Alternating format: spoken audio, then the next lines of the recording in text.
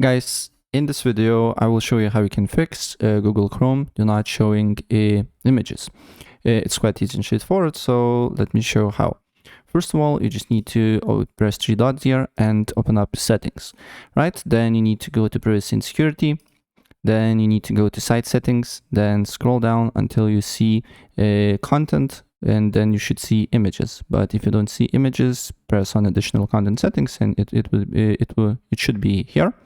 Then press on the images, make sure that sites can show images here, and make sure that the website is not selected here.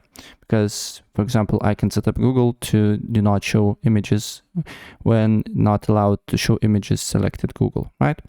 And then simply you just need to look for images, and now images should show. So yeah, that's pretty much it. And if I help you out, please press like button and subscribe for more. Take care. Bye.